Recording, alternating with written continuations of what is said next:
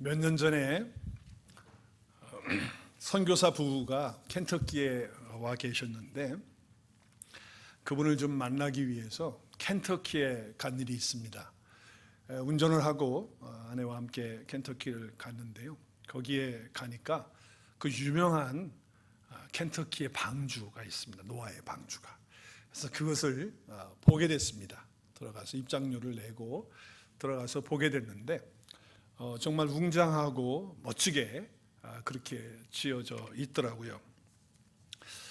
성경에 오늘 우리가 읽은 대로 그 큐빗과 그 사이즈대로 이 방주를 만든 거예요.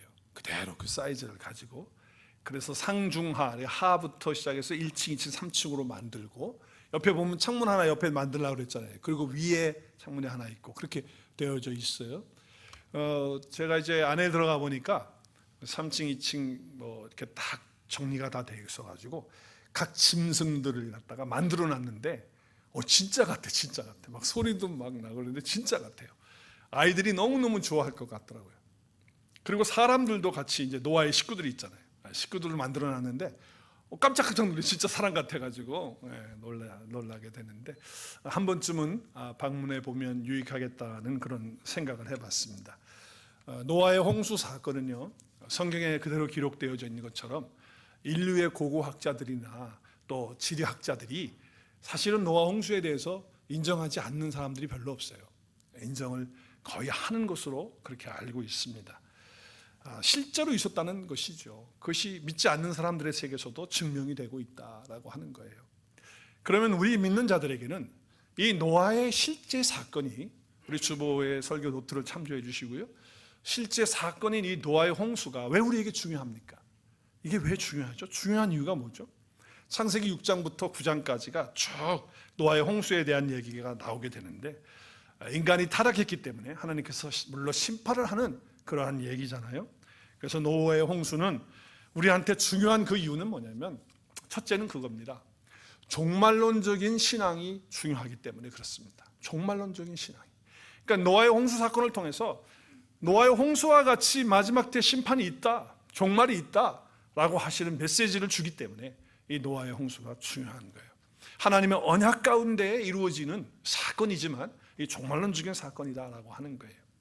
두 번째는 하나님께서 온 세상을 심판하시는 가운데 구원의 역사를 행하셨기 때문에 그 심판이 있음에도 불구하고 하나님은 구원하신다라고 하시는 메시지가 그 안에 들어있기 때문에 중요한 거예요. 노아의 홍수의 사건이 그래서 중요한 것입니다. 그의 가족들이 구원을 받았죠. 그래서 하나님의 구원의 역사는 계속 되어진다라고 하는 것을 우리에게 말씀하는 거예요. 하나님의 아버지의 마음은 심판의 마음이 있는 것이 아니고 구원하고자 하는 마음이 있다라고 하는 것을 우리에게 그 말씀을 통해서 보여주는 거예요. 하나님이 우리에게 언약하셨기 때문에 그 언약을 그리스도 예수 안에서 이루시는 그 마음을 우리가 이 홍수 심판에서도 볼 수가 있다라고 하는 것이죠. 이 부분에서 우리가 볼 것이 있어요. 그것은 하나님께서 세상을 심판하시면서 노아를 구원하셨고 그 식구들을 구원하셨는데 그 구원하시는 근거가 뭐냐는 거예요. 무엇을 가지고 그들을 구원하느냐는 거죠. 뭘 가지고 구원하셨죠? 우리도 구원받은 사람들이니까 우리에게 다 해당되는 거 아니에요? 우리가 무엇으로 구원받습니까?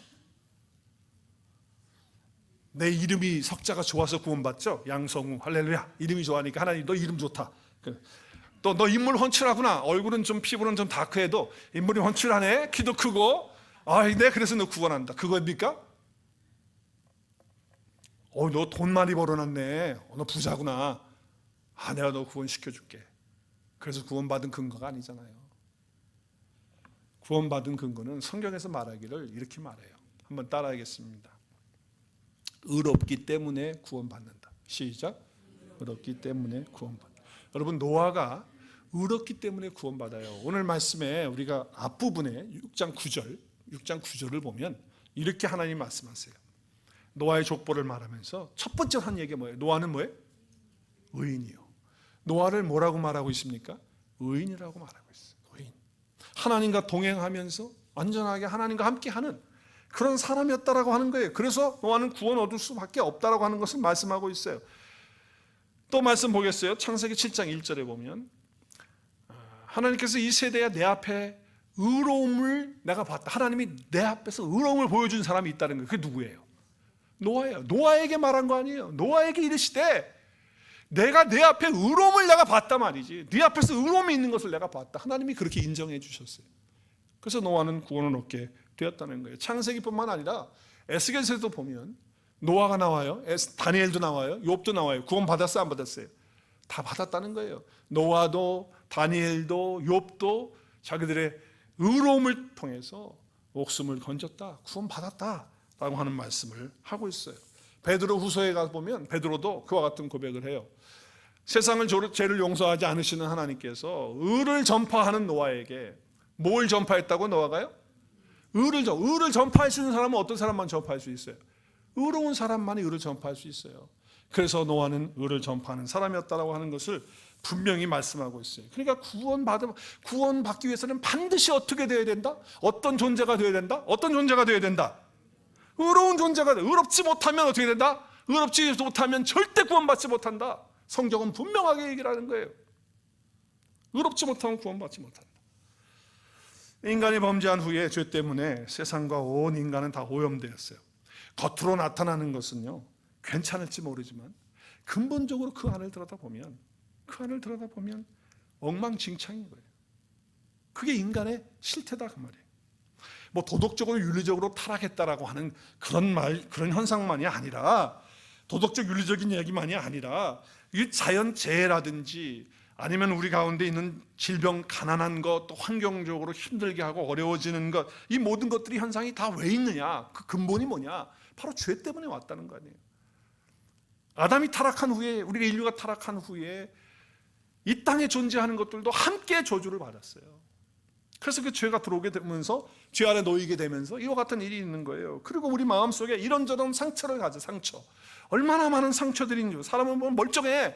그런데 이야기하다 보면 그 사람 속에 얼마나 많은 상처들이 들여다 보이는지 몰라요. 정말 우리가 인간이 그렇다는 거예요. 그래서 외롭죠. 그 상처가 외로움으로 나와.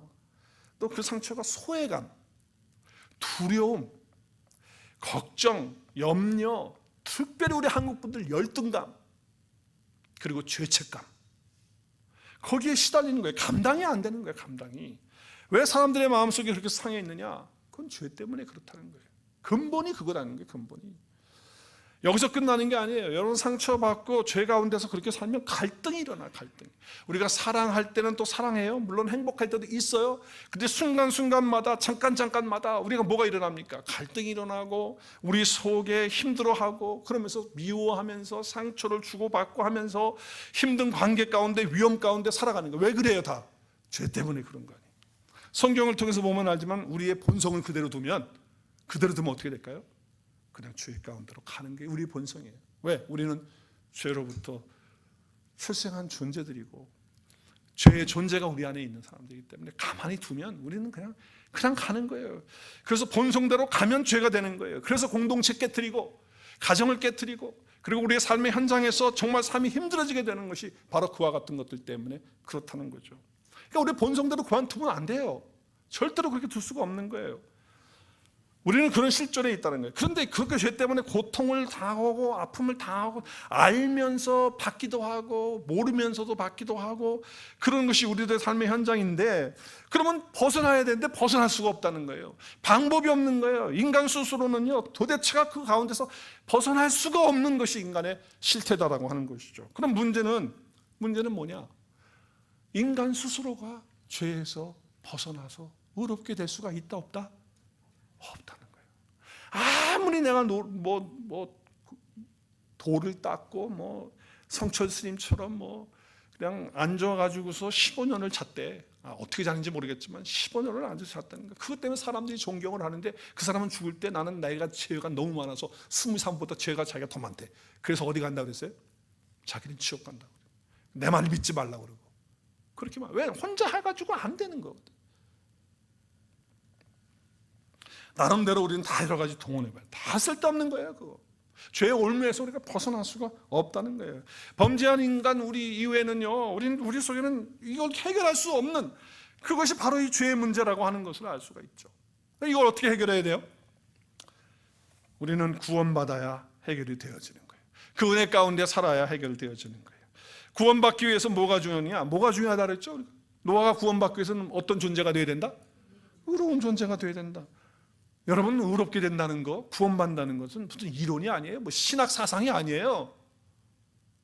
실제적인 우리들의 이야기라는 거예요. 실제적인 우리의 삶이라는 거예요. 구원의 이야기는 그렇다는 거예요. 그런데 의로워야 된다는데 우리는 스스로 의로워질 수가 없는데 그럼 어떻게 하냔 말이죠. 어떻게 하면 좋겠냐. 우리는 그래서 이렇게 의롭게 되기 위해서 어떻게 해야 될까 고민을 해야 되거든요. 근데 인간은요, 이 고민을 안 해. 의롭게 되어지는 거지. 여러분, 짐승들은요, 먹고 자고 그리고 새끼 낳고 그리고 자기들 보호하고 그러다 죽어요. 그냥 자기 그 낳은 새끼들 돌보다가 그냥 이제 뭐 잡혀 죽든지 아니면 뭐 늙어서 죽든지 병들어 죽든지 그렇게 죽어요. 그 짐승들이 나 의롭게 될 텐데 그래야 구원받을, 이런 고민을 하는 줄 아세요? 안 한다고. 사람도 동물하고 같은 그런 입장이긴 하지만 동물에게 없는 것이 있어. 하나님의 형상이 있고 하나님의 영이 우리에게 영이 있잖아. 우리. 근데 짐승하고 똑같이 내가 의롭게 되어지면 어떻게 의롭게 될까 고민을 안 한단 말이야. 당연히 고민을 해야 되는데 고민을 안 하고 그냥 그렇게 살아가는 그런 인생들을 볼 때 얼마나 안타까운지 몰라요. 먹고 살고 그냥 쾌락 즐기다가 그냥 이 땅 살면 가면 되는 것이 뭐 그게 끝이지 뭐 이러면 동물하고 뭐가 다르겠어요? 동물하고 사람하고 뭐가 달라? 똑같지. 전혀 관심이 없는 거예요. 내가 의롭게 돼야 구원을 받는 건데 의롭게 되는 게 어떻게 해서 우리나라 의롭게 될 수 있을까? 고민 좀 해보셔요. 고민 좀. 붙들고 좀 어떻게 하면 의롭게 될 수 있을까? 죄에서 우리가 벗어나서 의롭게 될 수 있는 거는 어떻게 하면 될 수 있을까요? 사망으로 끝나고 마는 인생이 아니라 그리스도의 생명이 우리 안에 들어와서 의롭게 되어지는 것이 너무 중요하지 않습니까? 스스로 노력해서 안 되는 거예요. 그래서 제가 답을 드릴게요. 스스로는 불가능합니다. 시작. 스스로. 그 답이에요. 불가능한 거예요. 안 돼요. 우리한테는 답이 있다 없다? 우리에겐 답이 없다는 거예요. 그래서 성경은 뭐라고 말해요? 의인은 없다. 몇 명도 없다. 네 강대상에서 설교하는 목사도 없다. 없다는 거예요. 하나님의 선포예요. 인간 자체로 볼 때는 가망성이 없다. 아무리 애써도 노력해도 안 된다. 여러분, 율법 자체는 나쁜 게 아니에요. 율법은 거룩한 거예요. 거짓이 아니에요. 그런데 율법은 사실은 비유예요. 비유. 상징이에요. 그래서 어떤 것이 상징이냐? 바로 하나님의 마음에 대한 상징이에요. 그래서 율법을 주실 때 율법을 통해서 하나님의 마음을 알라는 거예요. 내가 너희를 의롭게 해주고 싶다. 내가 너희를 정말 의롭게 해주고 싶다 라고 하는 하나님의 마음이 율법 가운데 들어가는 거예요. 그래서 율법은 상징인 거예요. 그래서 레위기에 보면 우리 여러분 레위기를 읽을 때 상당히 힘들잖아요. 맨날 막 짐승 잘라서 죽이고 뭐 이게 뭐 하는 건지 대체 이게 무슨 내용인지. 그래서 출애굽기까지 잘 나가다가 거의 레위기에서 포기를 하더라고. 성경 읽기가 어렵다고. 근데 여러분 레위기는요 복음의 모형이에요. 복음의 모형.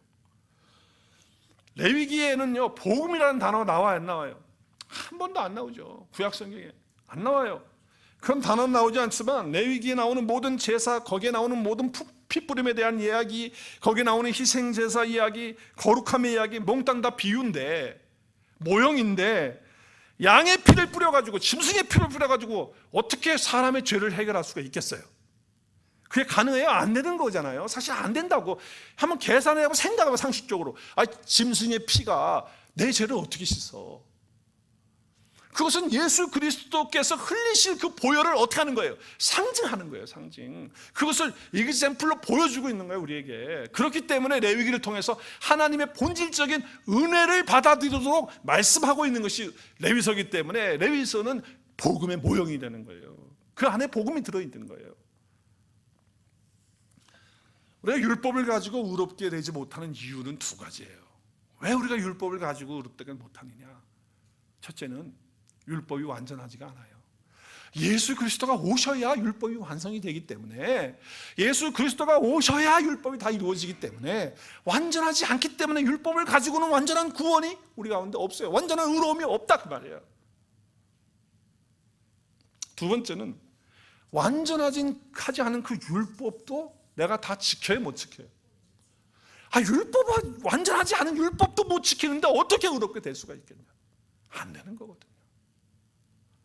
그래서 불가능한 얘기다라고 하는 말씀을 하는 거예요. 그러면 방법은 하나밖에 없어요. 방법은 하나예요. 바로 그것은 뭐예요? 자기 자신, 나 자신의 노력이 아닌 하나님의 은혜로만 가능한 것을 믿습니다. 하나님의 은혜로만이 가능한 거예요. 하나님이 선물로 공짜로 주는 일을 통해서만 우리가 의롭다함을 받을 수 있다라고 하는 거예요. 하나님 편에서 해주시는 것이 아니면 우리는 의롭다 할 수 없어요. 아무도 없어요. 어떤 존재도. 절대로 안 된다는 거예요. 여러분, 의로워지는 만큼 사람들은요, 자기의 의로움을 만들잖아요. 그러면 너무나도 교만해져요. 나는 자기 스스로 의롭다고 이렇게 생각하는 사람들의 모습을 보고 그분들과 얘기하면요, 그냥 교만이 철철 넘치는 거예요.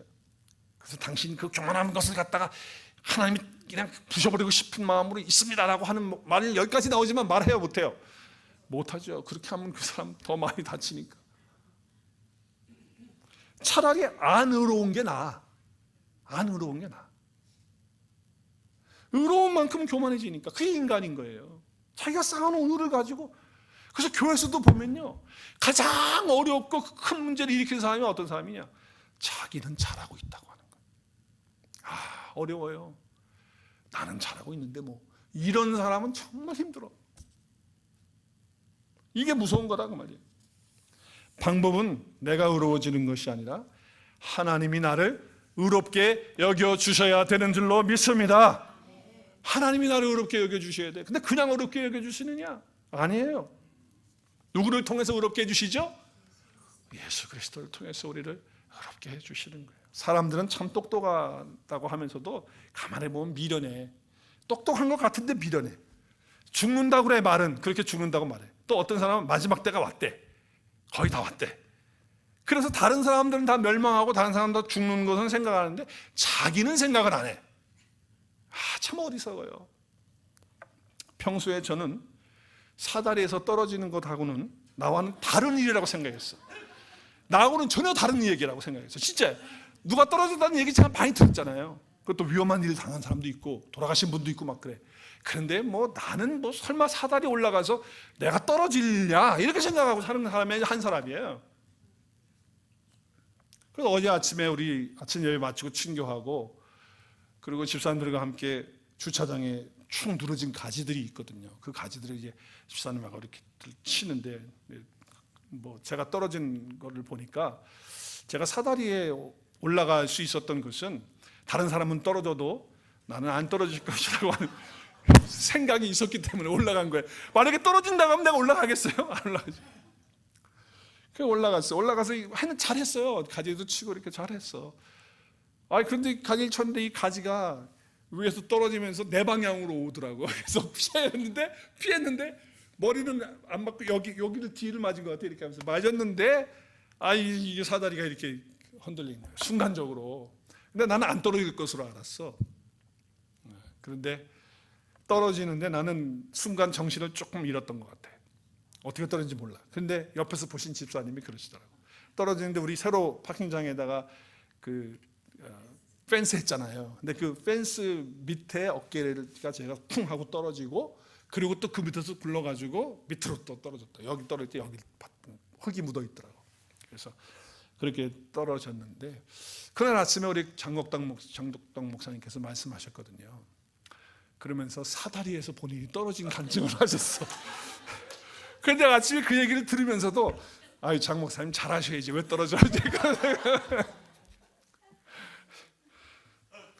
네, 사실 그렇게 떨어지니까 우리 집사님 가운데 한 분이 아침에 일부 예배 끝나고 그러더라고요. 목사님 저는 5번 이상 떨어졌습니다. 사다리에서 그러더라고요. 그러면서 떨어지시면서 순간 정신을 잃으셨죠. 아주 설명을 다 하시더만요. 일어나질 못하겠더라고. 막 맹맹맹 돌고 막 어지럽고 이거 뭐 주님을 찾고 기도를 해야 되는데 정신이 없어. 이제 나와가지고 앉아가지고 좀 릴렉스를 하니까 조금 나은데 또 집사님 누워 계시라고 해서 좀 제가 여기 와서 좀 누워 있고 그러니까 좀 이제 컴다운이 됐는데 아무래도 뭐 좀 응급실에 가셔서 좀 검사하는 게 좋겠다고 자꾸 권유하셔가지고 안 가려고 했는데 또 뭐 권사님까지 막 터지고 그래서 할 수 없이 이제 병원에 가서 진찰을 했는데 CT도 촬영하고 다 했는데 아무데도 뭐 골절도 없고 또 속에도 뭐 이상이 있는 게 안 보인다. 모든 것이 하나님의 은혜인 줄로 믿습니다. 제가 오늘 이 자리에 나와서 예배하면서 또 찬양하고 함께 말씀 나눈다는 것이 얼마나 감사한지요. 나이 들어서 사다리에 올라가면 떨어질 수 있다라고 하는 것을 생각하시고 조심하셔야 됩니다. 자기는 사다리에서 떨어지는 없을 것으로 생각하는 것도 마찬가지로 사람들이 고통사고 나면요, 그 사람 안타깝게 됐네, 사고 났다네, 자기는 안 날 것처럼 생각하는 거예요. 또 뭐 질병으로 고생하고 아프면 안타깝다 그런데 그러면 그래서 돌아가셨어. 그러면 아이고 또 그 병에 걸려서 돌아가셨네. 그렇게 생각하는데 본인은 정작 그거를 깊이 생각하지 않는 거예요. 마지막 때가 다 온다는 거예요. 이제 죽는다는 거예요. 다 그렇게 얘기는 해. 근데 실제적으로 자기가 실감하지 않는 거예요. 그걸 체험하지 않고 느끼지 않고 나야 괜찮겠지 하면서 그냥 먹고 마시고 즐겁게 그냥 살아가는 거예요. 마지막에 오는데 자식 낳고 뭐 자식 잘 되고 하는 거기에 그냥 다 초점 맞춰서 인생을 살아가는 거예요. 거기에 매여서 관심이 그냥 온땅 그냥 있는 거, 그냥 짐승처럼 그냥 살아가는 그 온땅 관심이 거기에 있는 거예요. 그래서 예수님이 마지막 때는 어느 때와 같다고 말씀하셨냐면 노아의 때와 같다. 지금 노아가 홍수로 심판받는 때와 마지막 때가 같다라고 하는 거예요. 노아가 어떻게 멸망 안 당하고 구원받았고, 그리고 그 땅에 사는 사람들이 어떻게 멸망당했냐 정신 차리라는 거예요. 왜 그걸 못 느끼면서 사냐는 거죠. 자, 노아의 때 한번 읽어보겠습니다. 마태복음 24장 마지막 때 함께 천천히 읽겠습니다. 시작. 노아의 때와 같이 인자의 임함도 그러하리라. 홍수 전에 노아가 방주에 들어가던 날까지 사람들이 어떻게 해요? 먹고 마시고 장가들고 시집가고 또 빠졌어. 애 낳고, 그죠? 뭐 시집 보내고 다 들어가야 돼. 그리고 홍수가 나서 그들이 다 멸할 때까지. 이게 중요해요. 큰 소리로 시작. 다시 한번 시작. 깨닫지 못한 거예요. 인자의 맘도 이러하리라. 말은 해. 마지막 때다. 뭐 죽는다. 말은 하는데 실제로 깨닫지 못하고 있는 거예요. 그러니까 의롭게 되는 것이 무엇인지 고민 안 돼요. 고민을 하잖아. 이걸 못 깨닫으니까. 먹고 마시고 장가고 시집가고 인생 그게 다다 그거야. 다. 그게 인생이 다야? 목적이 이거예요? 어떤 분하고 전화했더니 뭐 너무 애들이 바빠가지고 뭐 그렇다고 그런 말씀하시더라고. 마지막 심판 날 앞에 서는 걸 깨닫지 못하고 있다는 거예요. 그날이 언제 올지 어떻게 알아? 언제 내 목숨이 끝날지, 내가 언제 사단에 떨어질지 내가 어떻게 알고 인생 사냔 말이에요. 깨달아야지. 그래서 하나님이 이 땅이 부패한 것을 아시고 그 땅과 함께 그들을 다 멸하시겠다고 하시는 거예요. 그러나 하나님은 언약이 있어. 언약. 하나님의 언약이 있단 말이에요. 그 언약을 통해서 예수 그리스도를 보내시는 거 아니에요? 노아의 가족이 몇 명이에요? 8명 구원받았어요. 살아났단 말이에요. 살아날 수 있는 방법은 어떻게 하면 살아납니까? 방법은 하나예요. 뭐예요? 노아의 방주에 들어가는 거예요. 방주에 들어감으로 살아가는 거예요. 들어감으로 살 수 있는 방법을 가르쳐 준 거예요. 그래서 방주를 지으라고 한 거예요. 그 방주로 들어갈 때만 살 수가 있으니까. 근데 그 방주는 무슨 나무로 오늘 지으라고 그랬죠? 무슨 나무로? 오늘 14절에 보면 고페르 나무로 지나는 거예요. 이 고페르 나무가 뭘까? 영어 성경 보세요. NIV 보면 뭘로 번역이 되어 있죠? 사이프레스 우드로 되어 있어요. 사이프레스 우드. 영어에는 그렇게, NIV는 그렇게 번역을 하고 있어요. 자, 그런데 이 고페르라고 하는 단어는요, 이 히브리어잖아요. 히브리어 보면 사이프레스 우드로도 번역할 수 있고, 고퍼 우드로도 할 수 있고, 파인 추리도 할 수 있고, 파인 추리, 그리고 비트코인 파인으로도 할 수 있어요. 근데 우리 한국말 성경에는 잣나무로 번역을 했어요. 고페르를 잣나무로. 그 이유가 있어요. 잣나무로 번역한 것을 이걸 보면, 그럼 다른 나무로 지으면 돼요, 안 돼요? 돼요, 안 돼요? 아니요, 왜 하필이면 나무가 많잖아. 그리고 다른 나무들도 다 섞어서 하면 안 돼요? 근데 왜 꼭 고페르로 한 번만 가지고 하라는 거예요? 거기는 이유가 있는 거예요. 그 뜻이 있는 거예요. 구원의 그 경륜 속에 하나님이 보여주시고자 말씀하죠. 그 단어 속에다 하나님 넣어놓으셨어. 그 구원의 계획을. 왜 그러냐면은 하나님이 자기에게 명하신 대로 다 준행을 해야 돼. 다 지켜야 돼. 그렇기 때문에 하나님이 무슨 나무로? 고페르 나무로만 하라는 거예요. 그래서 고페르 나무로 짓게 되었다는 것이죠. 자, 그 이유, 잣나무 고페르 나무로 방주를 만들게 한 이유는 뭐냐? 그 이유는요, 성경은 성경에서 연결을 해서 풀어야 돼요. 짝이 안 맞는 성경이 없어요. 다 짝이 있어. 제 짝이 있어. 그래서 성경은 성경으로 풀어야 되는데, 자, 잣나무에 대해서, 푸른 잣나무에 대해서 한번 보죠. 우리 호세아서 말씀을 제가 가로를 치고 있는 거는 북에브라임이라고 하는 명칭은 북이스라엘, 남쪽 유다, 북이스라엘 두 나라 갈라졌을 때 호세아가 북이스라엘 선지자였기 때문에 에브라임의 별명이에요. 그러니까 북이스라엘의 별명이 뭐예요? 에브라임이에요. 그래서 에브라임의 말이 내가 다시 우상과 무슨 상관이 있으리요 할지라. 내가는 누구죠? 하나님이 뭐라고 말씀하세요? 그들이 누구예요? 에브라임, 북이스라엘 백성들을 돌아보아 대답하기를, 나는 하나님이 자신이 누구라고 그래요? 자신이 뭐 누구라고 그래요? 푸른 잣나무 같다는 거예요. 그러니까 자기는 잣나무 같다고 하는 그 표현으로 하나님 자신을 드러내고 있어요. 그래서 나 푸른 나무, 잣나무로 말미암아 열매를 얻는다, 생명을 얻는다라고 하는 말씀을 주시는 거예요. 누가 이 지혜를 얻어가지고 이걸 깨닫겠느냐는 거예요. 못 깨닫나? 누가 총망이 있어서 이 감추어놓은 이 비밀을, 이 단어의 뜻을 알겠느냐는 거예요. 그러나 의인은 그 길로 다닌다는 거예요. 그걸 지금 말씀하고 있어요. 그러니까 오늘 말씀에서 잣나무는 누구를 비유하고 있어요? 하나님으로 비유하고 있어요. 그렇기 때문에 앞으로 우리를 구원하신 예수 그리스도의 모형이 바로 잣나무인 거예요. 그렇다고 한다면 앞에 화면을 좀 보세요. 그래서 그리스도 예수와 연합된 우리라고 하면, 자, 잣나무로 방주를 만들면 다시 말해서 그것은 누구로 방주를 만드는 거예요? 우리가 예수 그리스도로, 하나님으로 그 방주를 만드는 것이 되는 거예요. 방주는 예수 그리스도를 그래서 예표하고 모형이 된다. 방주 대신 예수 그리스도 안에 들어간 사람만이 그리스도의 생명을 얻는다라고 하는 그 메시지를 하는 거예요. 이렇게 그리스도 안에 연합된 사람들은 잣나무로 만든 그 방주 안에서 살아계시는, 영생하시는 그 조회의 생명, 지난 시간에 우리 했어요. 하나님의 생명이 우리 안에 들어와서 그리스도의 모형이 되는 엄청난 은혜예요. 그러니까 우리 가운데 이루어지는 것을 감추어 두신 거예요, 여기에. 그래서 우리 주보에 나와 있지 않지만은 이 노아의 방주를 통해서 구원받는 것에 대해서, 의롭게 되어지는 것에 대해서 말씀을 하시잖아요. 히브리서 1장 10절 한번 잘 적어놓으세요. 히브리서 11장 7절. 노아는 아직 믿음으로 보이지 않는 일에 대해서 경고를 받았어요. 비가 오는 거 못 봤어요. 홍수 나는 거 못 봤어요. 그 경고를 받았어. 근데 하나님을 경외하기 때문에 그분의 말씀을 듣고 순종한 거예요. 방주를 준비했어요. 그래서 그 집을 구원하는 역사를 이루었어요. 이로 말미암아 세상은 정죄를 받는 거고 심판을 받는 거고, 믿음을 따르는 노아와 노아의 식구들은 어떻게 했어요? 뭐의 상속자가 됐어요? 의의 상속자, 그리스도의 의를 받게 되는, 하나님의 의를 받는, 의롭게 되어지는, 상속이 되어지는 그런 축복을 받았다고 얘기하잖아요 지금. 그러니까 예수 그리스도를 통해서 우리는 의롭다함을 받는 건데, 그게 바로 방주였다는 거예요. 방주였다는 거예요. 잣나무로 만든 방주였다. 베드로전서 3장 20절도 보세요. 거기 보면 그들은 전에 노아의 방주 날 준비하는 동안 하나님 오래 참고 기다릴 때 복종하지 않았던 자들인데, 방주에서 물로 구원받은 사람은 몇 명이에요? 8명뿐이 구원받지 못했다. 그러니까 방주가 뭐라는 거예요? 구원받을 수 있게 해주는 것이었다. 근데 그걸 잣나무로 만들게 하셨는데, 잣나무는 하나님이시다. 그리고 앞으로 오실 예수 그리스도시다. 그러니까 그리스도 안에 들어가야 구원을 받는다라고 하는 메시지를 주고 있잖아요. 여기서 지금 연결해서 주고 있는 거예요. 그래서 고페르 나무는 앞으로 오실 예수 그리스도의 모형이다. 구약에서는 계속 예수 그리스도를 보여주고 있다 이 말이에요. 또 고페르를 다 나무로 만들려고 하고, 그 다음에 뭘 한 가지 더 하라 그랬어요. 뭘 하라 그랬죠? 역청을 치러야 된다는 거예요. 그럼 역청을 치러하는 이유는 뭐예요? 역청이 뭔지 아시죠? 역청이 뭐예요?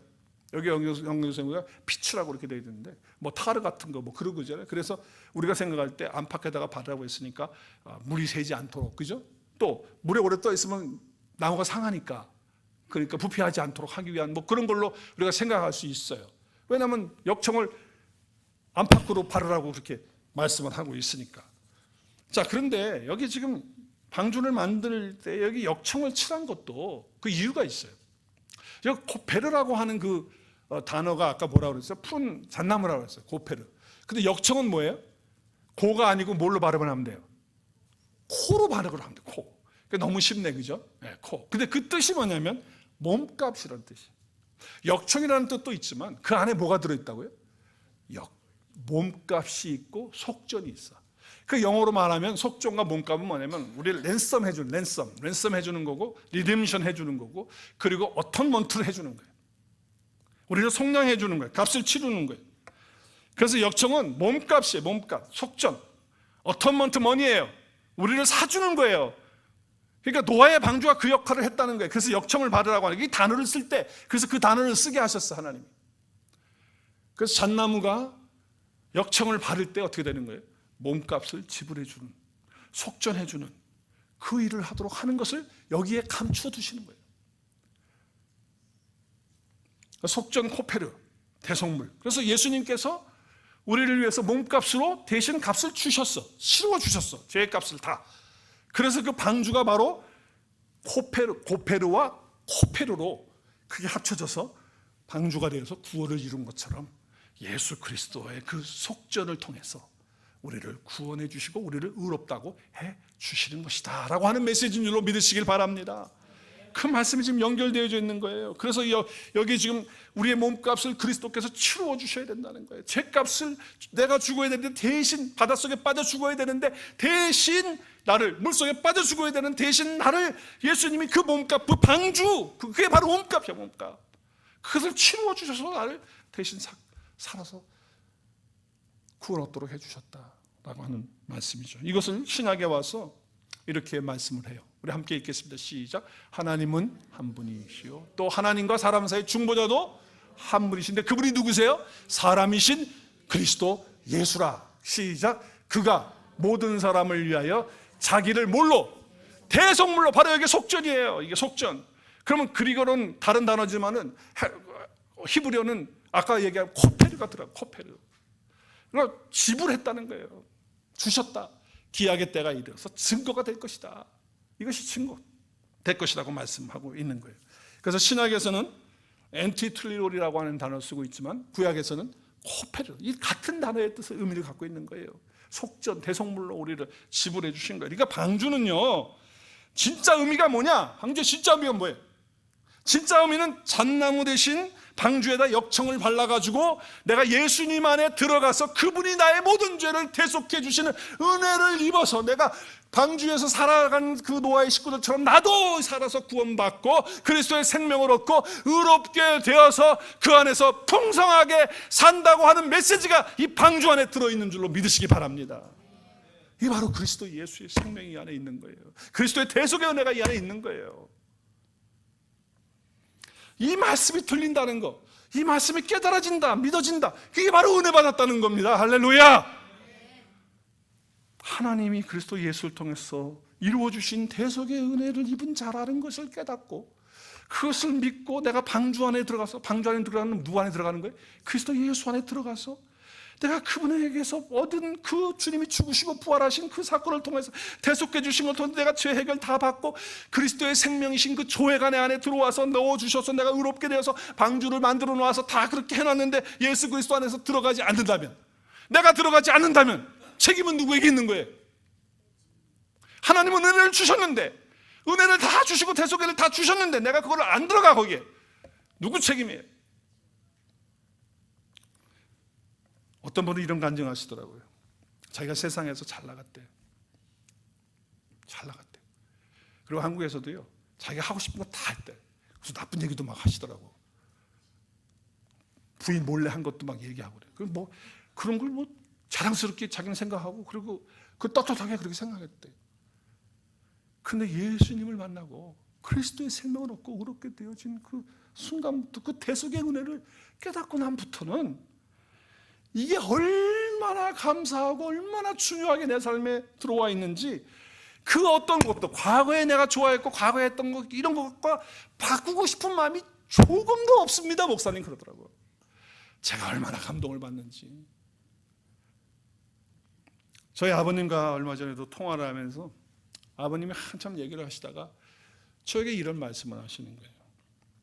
나를 대속해 주신 분을 위해서 살지 않는다면 누구를 위해서 살겠느냐? 나를 위해서 대속해 주신 그분을 위해서 살지 않는다면 대체 누구를 위해서 사는 거냐? 내 목사로서 전화를 통화하는데 제 신금이 울리는 거예요. 신금이. 노아의 방주의 대속의 은혜를 입은 사람은 그럼 어떻게 삶이 달라질까요? 어떻게 삶이 사라지게 될까요? 이거는 삶이 사라지는 거지 내가 그냥 억지로 해야지가 아니야. 절대 그게 아니더라고. 이게 대속의 은혜가 오면 이렇게 사라지게 되는 은혜가 임하는 줄로 믿으시길 바랍니다. 대속의 은혜가 먼저 와야 돼. 이 감격, 내가 어떤 것도 바꿀 수 없다. 정말 그 집사님이 나에게 간증한 것처럼 나는 어떤 것과 세상에서 내가 즐거워했던 거, 좋아했던 거, 이것과 난 더 이상 바꾸고 싶은 마음이 전도 없다. 조금도 없다 말이죠. 대속해 주신 그분을 위해서 살지 않으면 누구를 위해서 살겠느냐라고 하는 아버지의 그 말씀이 귀에 쟁쟁하게 들리는 거죠.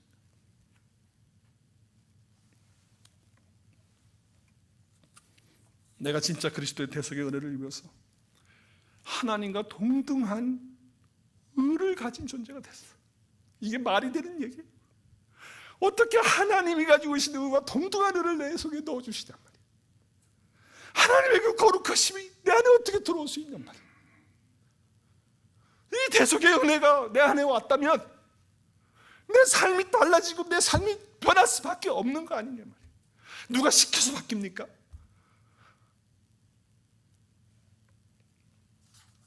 내 자신의 존재가 다르게 보이면요, 죄의 유혹이 올 때 당당하게 그 유혹을 잘라낼 수가 있고요, 죄를 멀리할 수 있어요. 죄를 이긴다고요. 에베소서에서는 이렇게 말씀합니다. 우리 같이 24장, 23장, 24장 같이 읽기 시작. 오직 너희의 심령이 새롭게 되어 하나님을 따라 의와 진리의 거룩함으로 지으심을 받은 새 사람을 입으라. 우리가 하나님을 따라라고 하는 건 뭐냐면 하나님과 똑같은 의와 그 진리로 거룩함으로 지음받은 새로운 존재가 되는데, 그 존재가 되면요, 그 다음부터는 계속 우리는 새 옷을 입는 거예요. 계속 새 옷을 입는 삶이 될 수밖에 없는 줄로 믿습니다. 그렇게 되어지는 거예요. 여러분은 어떻습니까? 여러분은 예수 그리스도의 대속의 은혜를 정말 믿어서 하나님을 따라서 동등한 하나님의 의와 거룩함이 내 안에 와서 새로운 존재가 되어서 새롭게 되었다고 하는 이 사실이 여러분 가운데 정말 있습니까? 정말 그것을 누리면서 그 축복 가운데 살고 있습니까? 매일 교회 나오지만 혹시 대속의 은혜와는 나하고 별 관계가 없고, 그 얘기하면 목사님 또 뭐 오늘 또 그 얘기시나요? 뭐 좀 새로운 뭐 삶에 대한 얘기, 좀 재미난 얘기 해주시고 좀 설교도 짧게 하고 좀 그렇게 하시면 얼마나 좋아 라고 생각하면서 의롭게 되는 것에 대해서 그냥 시큰둥하고 그게 뭐 나하고 무슨 관계야?